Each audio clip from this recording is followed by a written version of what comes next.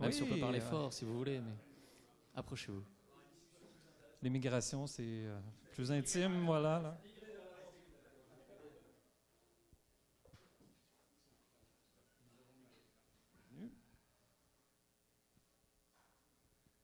Très bien, mais bonjour à tous, bienvenue à cette présentation sur l'immigration massive et quel rôle dans tout ça pour les non-développeurs. Alors j'imagine que certains d'entre vous sont des non-développeurs, peut-être des chefs de projet, des designers, des créateurs de contenu, des éditeurs de contenu. Si vous êtes développeur, vous pouvez rester quand même. Je suis Marien. Oh, c'est pas les bonnes C'était slides. pas comme ça il y a 2 secondes. Bon, on vient de le mettre. Oui. Oui, mais c'est vraiment pas. On a fait des changements là il y a. C'est en ligne, c'est dans le cloud, bien sûr. Bien sûr. Parce que là, celui-là est très très vieux, c'est même pas mon nom est mal écrit, si tu veux. Non, on a toujours utilisé le même. Duplicata, pourquoi c'est. Il est dans le même dossier. Je pense. Je vais peut-être profiter de ce bug technique pour partager avec vous le fait qu'on est dans les locaux de la Toile du Québec. Donc, pour les plus anciens d'entre nous, c'était ici que ça se passait il y a 20 ans. Mon premier, ils ont été achetés par Québécois, par l'Empire québécois, et ils ont été intégrés. Et donc, évidemment, ça a fermé très rapidement. Et puis, il y a eu Google ensuite qui a pris la place du marché de la recherche. Donc, ça a été... mais voilà, quelle époque, les débuts du start-up au Québec. Et puis, ben voilà, c'est ici même. C'est toujours des locaux de coworking, donc on ne sait pas quelle de ces compagnies va être la vedette dans 10 ans. Voilà. Ah, très intéressant, c'était MS Access. C'est une base de données Microsoft qui était exportée en page HTML, CSS. Donc, je pense que PHP était... On parle de 2000, donc PHP n'était pas actif. Ouais, donc HTML, CSS, la belle époque. Ça a quand même monté à 100 employés avec du financement conséquent. Et je crois qu'on va être bon pour les slides. Ouais, il me semble que c'est bon. Désolé pour ce petit contretemps. On va devoir parler très très vite du coup. Pièce de tranche de vie. On va essayer, ça va. Sacré challenge, mais on va essayer.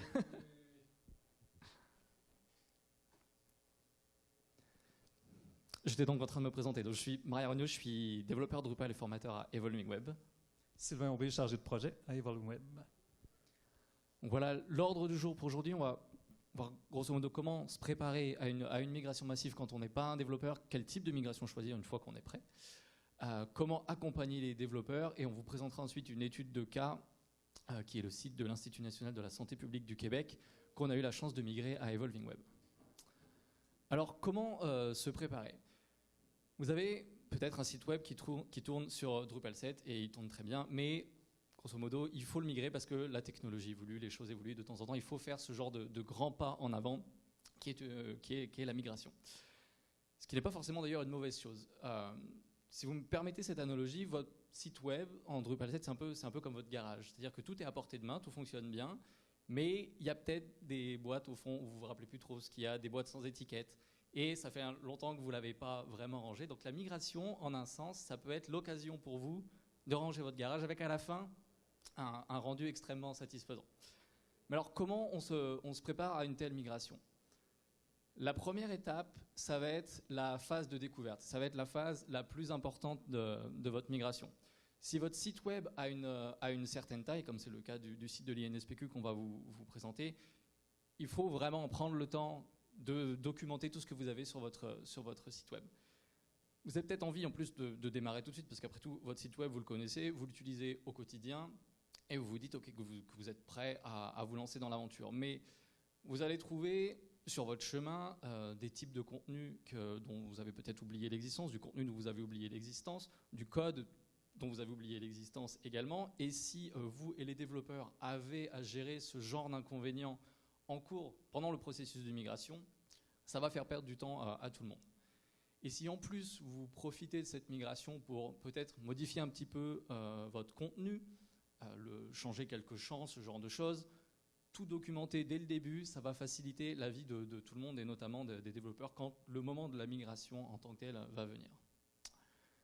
Durant cette période de découverte, vous allez produire beaucoup de documentation, notamment des tableurs, mais il faut documenter absolument tout ce que vous trouvez, puisque c'est sur ça que les développeurs vont se baser pour faire la migration. Si ce n'est pas documenté, c'est comme si ça n'existait pas.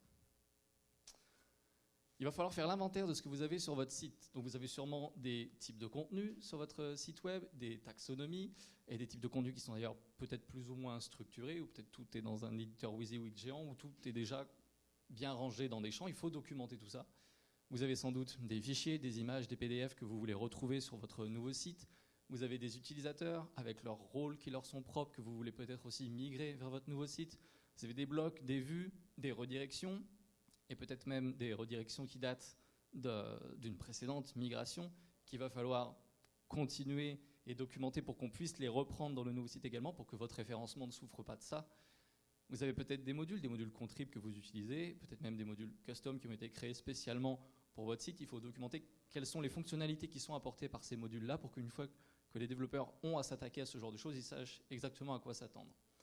J'ai mis 3 petits points, il y a encore plein de choses. Il y aurait éventuellement des webforms, mais on va pas rentrer là-dedans non plus.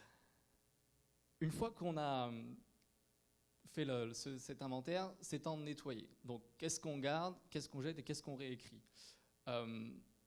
Vous allez trouver, sans doute, quand vous allez faire cette phase de découverte, des contenus similaires ou des bouts de code qui font la même chose. Et donc, si on reprend l'analogie du garage, c'est le moment de vous débarrasser des 12 clés IKEA identiques que vous avez, parce que vous ne vous en resservirez jamais, en tout cas, pas des 12.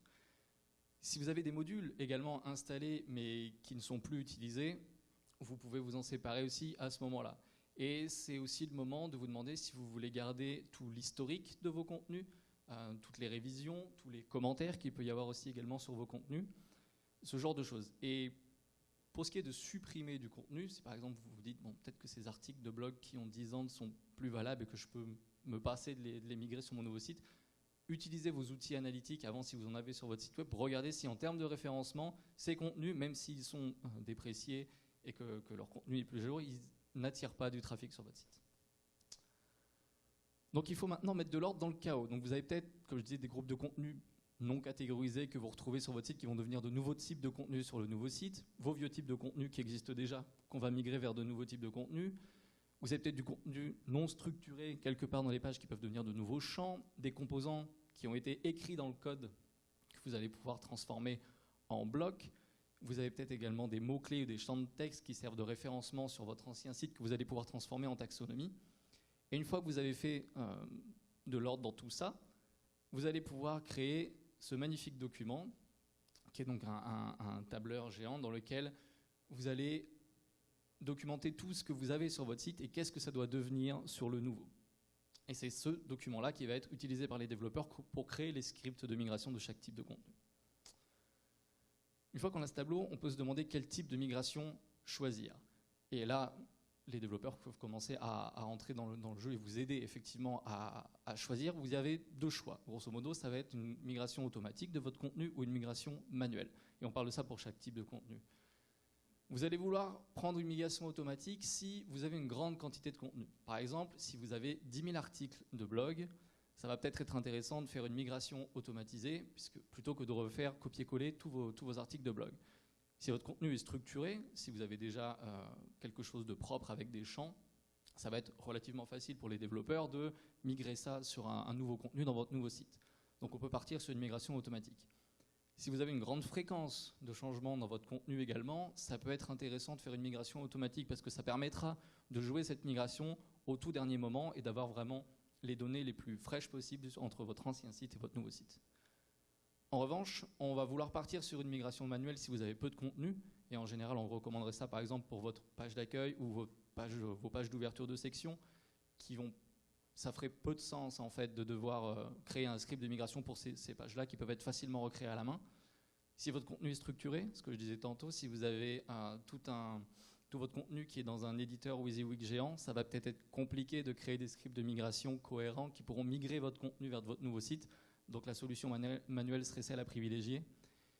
Et si vous faites des gros changements dans la structure de votre contenu, c'est-à-dire des choses qui seraient même compliquées à gérer sur le tableau Excel qu'on a vu précédemment, s'il y a beaucoup de changements à ce niveau-là, ça peut être intéressant également de faire une migration manuelle. Maintenant, comment accompagner les développeurs lors de ce processus?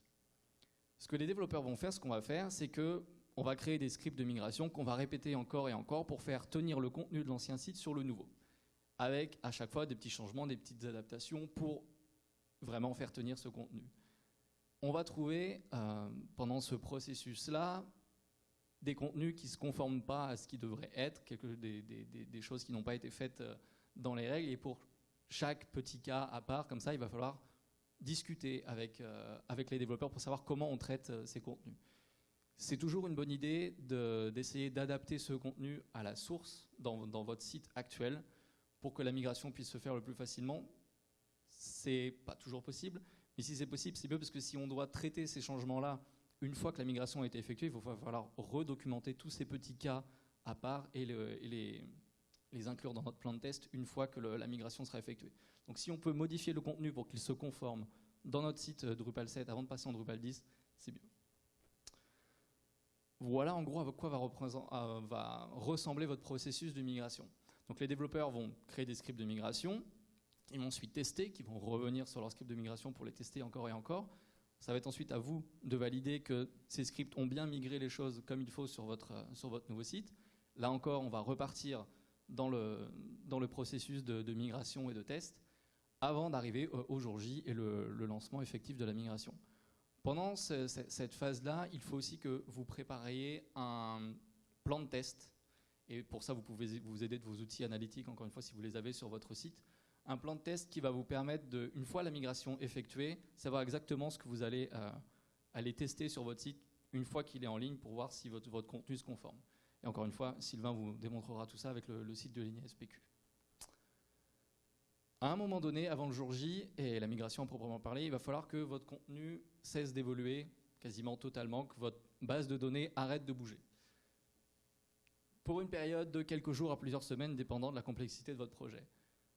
C'est à ce moment-là que les développeurs pourront faire les derniers réglages avec la base de données actuelle qui sera migrée. Cette étape est vraiment très importante et ça va nécessiter de la planification et de la coordination entre toutes les équipes qui ont accès à l'administration de votre site et qui peuvent effectivement changer le contenu. Et c'est fait. Une fois que toutes ces étapes ont été respectées, encore une fois, tout ceci c'est de la théorie, votre migration est effectuée, tout a bien fonctionné et vous pouvez mettre donc votre plan de test à exécution et surveiller vos outils analytiques pour voir si quelque chose n'a pas été oublié à un moment donné. Et je vous laisse maintenant entre les mains expertes de Sylvain pour la présentation du site de l'INSPQ. Parfait, merci. Est-ce qu'on échange de côté? Oui. Merci beaucoup, Marien. Donc, je poursuis avec une étude de cas sur un des plus gros projets, finalement, de l'histoire d'Evolving Web, qui est INSPQ. Donc, en bref, un centre d'expertise de référence en santé publique. Donc, un centre d'une grande importance, 750 employés, donc énormément de contenu créé, énormément de matière à migrer. Le site avait 10 ans à l'époque lorsqu'on a commencé à travailler là-dessus. Donc, on parle de mise à jour de connaissances en santé publique et d'expertise conseil, l'INSPQ, qui cette année fête son 25e anniversaire. Et puis, pour les familles parmi nous, donc je le fais circuler, le fameux guide Mieux vivre, dont j'ai copié ici avec, en bonne vieille version papier. Tu l'aurais aimé il y a 14 ans? Yep. Disponible sur le site également. Donc, quelle était notre mission au cours de ce projet-là? C'était un passage de Drupal 7 à Drupal 9, parce qu'à l'époque, c'était la version la plus récente. On devait nettoyer les différentes couches accumulées. Donc, l'équipe INSPQ travaillait sur des itérations du site depuis 10 ans maintenant. Et donc, on a fait un effort d'améliorer l'interface utilisateur. Ça a donné donc un projet, une migration mammouth. On parle de 30 000 pages. Donc, si on va dans le détail, 25 types de contenus, 500 champs, etc., etc., et plus de 20 000 fichiers, et dont 28 menus, incluant les microsites. Comme il y avait 30 000 pages à migrer, on a dû être très stratégique dans les changements qu'on voulait implémenter. Donc, on n'avait pas, donc peut-être autant d'espace qu'on souhaitait, parce qu'on voulait conserver, on ne voulait pas affecter les autres parties du site. Donc, on a gardé le plan du site le plus similaire possible à ce qu'on pouvait trouver, et on s'est plutôt concentré sur des nouvelles sections. Au niveau du design, donc, on a voulu aussi corriger certaines variations visuelles qu'il y avait dans la marque NSPQ. Et c'est normal aussi, donc, lorsqu'on a commencé le site, on parle d'un design qui datait presque d'une dizaine d'années. Donc, c'est dans ce contexte-là qu'on voulait proposer un rafraîchissement. Donc, de quoi va l'air le web il y a 10 ans? Je vous donne une petite idée ici. Des succès souvenirs, comme le Yahoo ici. Donc, en vrac, on voit qu'on aimait beaucoup la densité. Les espaces blancs n'étaient pas très à la mode à l'époque. Tout était très, très compact. Un petit clin d'œil à Evolving Web. Je trouve qu'il n'est pas si mal. Donc, au niveau design, je peux dire que ça a bien vieilli. Donc, c'est un site 2014. Donc, c'est dans ce contexte qu'on a accueilli le projet NSPQ, puis on essaie donc de faire la meilleure maquette possible, donc la plus pertinente, sans changer trop l'esprit du projet.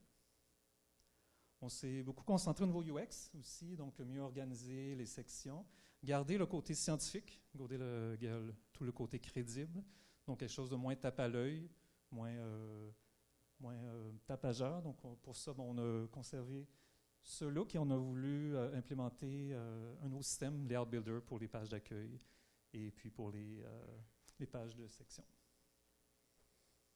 Je vous donne un exemple au niveau de la navigation sur l'ancien site. Il y avait des menus en survol. Dans les menus en survol, donc on devait naviguer pour creuser dans les pages.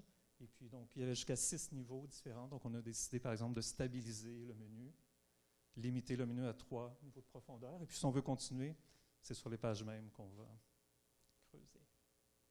Et on arrive à la migration elle-même. Donc, comme on disait tout à l'heure, que de choix à faire sur chacun de ces champs. Donc, 500 champs, 500 décisions. Est-ce qu'on conserve? Est-ce qu'on jette? Est-ce qu'on fusionne? Est-ce qu'on remplace? Dans ce cas-ci, on a eu beaucoup de chance. Au cours des 10 années, il y a plein de nouvelles fonctionnalités Drupal qui sont venues remplacer des anciens champs. Il y avait plein de champs qui étaient liés, par exemple, à panels, des champs liés aux différents formats d'images, donc on a pu supprimer.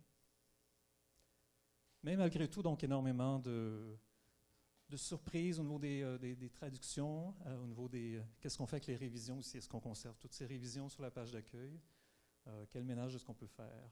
Dans quel ordre est-ce qu'on importe ces données-là? Donc, par exemple, il faut les utilisateurs, il faut les mots-clés avant d'aller créer les nœuds et les différentes pages. Il y a aussi toutes les exceptions. Donc, par exemple, il y a eu beaucoup de graphiques de JavaScript qui étaient disponibles sur le site. Et bien sûr, tout ça se fait pendant que le site continue d'évoluer en live.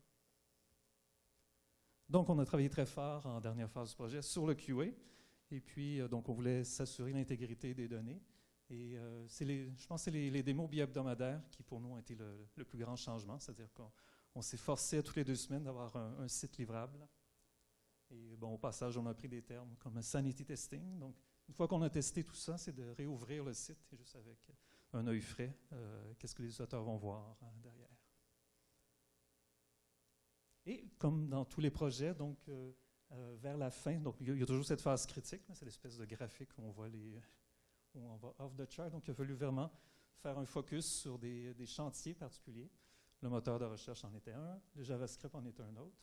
Tout le travail de Layout Builder, donc en créant toutes ces composantes, il fallait voir comment ils fonctionnaient ensemble. On a beaucoup travaillé sur la version responsive. Et les publications, donc 3000 publications PDF qu'on a mis dans un environnement de recherche. On a aussi choisi de mettre en vedette certaines pages particulières, donc les sections du mieux vivre, le livre sur la version web, toutes les données COVID, tout ce qui est lié aux santé, voyage, et l'éthique et maladie de Lyme. Donc là, on a choisi de mettre un focus sur certaines pages en particulier pour prioriser, pour pouvoir arriver au lancement. Et on est arrivé, donc au bout de la migration Mammut, au bout de presque 1 an. Et voilà, le site a été publié en la fin juin 2000, donc 2020, donc il y a exactement 1 an là, d'ici. Le nombre, donc il y a un ménage qui a été fait, mais bon, il y a quand même, tout a été migré, tout l'essentiel a été migré. Est-ce terminé? Non, jamais. Donc, évidemment, après tout ce travail, Drupal 10 est devenu la version de référence. Donc, bonne nouvelle, puisqu'il n'y a pas de changement d'architecture entre Drupal 9 et 10, on a pu utiliser le script de migration de Drupal. Donc, on a pu bénéficier des mises à jour de sécurité. Et ça a pris une fraction du temps par rapport aux autres versions. Donc, il y a un gain qui est fait. Donc, c'est un passage difficile pour tout le monde. Et puis, lorsqu'on y arrive, il y a ce pas-là qui est finalement plus facile. Malgré tout, il y a un QA important qui a été requis pour cette période. Fait que voilà, à qui le tour après NSPQ. Donc, voilà, l'invitation est ouverte.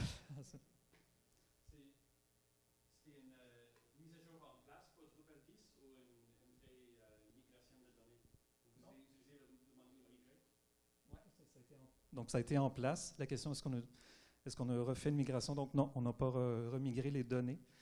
Donc, on a utilisé le script de migration pour rester dans le... Donc, de Drupal 9 à 10 sans avoir à tout réimporter.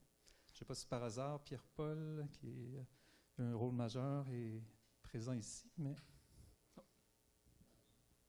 Mais donc, oui, je pourrais te donner plus de détails sur... Donc, c'est en place. Est-ce qu'il y aurait d'autres potentielles questions?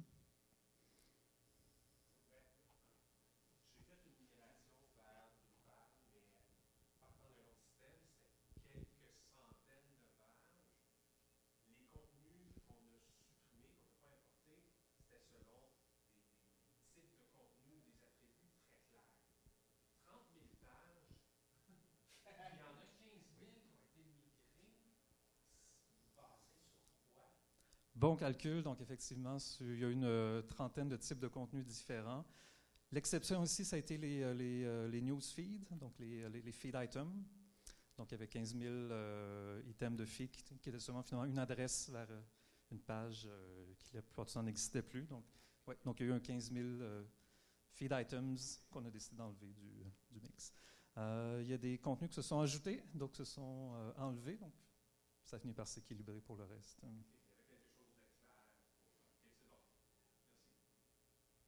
Puis, on a l'équipe de NSPQ avec nous, donc on les salue.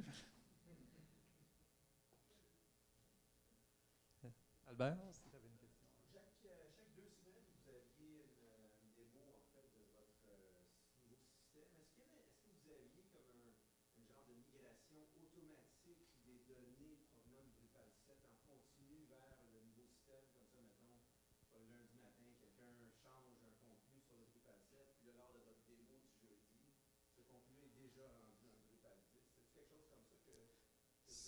C'est une bonne question. Donc, on a rafraîchi les bases de données le plus souvent qu'on pouvait. C'était pas automatisé. Donc, c'était pas le lundi matin à 9h. C'était aussi fréquemment qu'on le souhaitait. Par exemple, aux 2 semaines avant les démos, on met à jour la version de développement pour pouvoir avoir les dernières données. Puis, toutes ces étapes-là sont roulées une dernière fois sur la version finale. Donc, le jour J, on réimporte tout. Et c'est là qu'on a la dernière version. Il y a quand même eu un content freeze ça fait 1 an, je ne me souviens pas exactement combien de jours, mais donc, il y a toujours un content freeze impliqué. Le fait d'avoir les vrais contenus mis à jour automatiquement, moi j'ai trouvé que dans les migrations que j'ai faites, ça rassure beaucoup toutes les parties prenantes. Puis les développeurs aussi, on réalise des choses qu'on n'aurait peut-être pas réalisées. Ça simplifie finalement, ça donne moins de stress sur la migration le jour. Les démos étaient beaucoup sur l'aspect front-end aussi, donc on a parlé beaucoup du back-end. L'intégrité des données était là, mais c'est l'aspect front-end en passant à un nouveau système, un nouveau design system. Donc c'est là qu'il y avait beaucoup de choses à corriger de notre part. Je pense qu'on a dépassé. On a dépassé un peu, ouais, mais si allez pas trop loin, questions. parce que Simon va présenter à 3h20, si je ne m'abuse. Merci beaucoup tout le monde. À la Merci prochaine. à tous.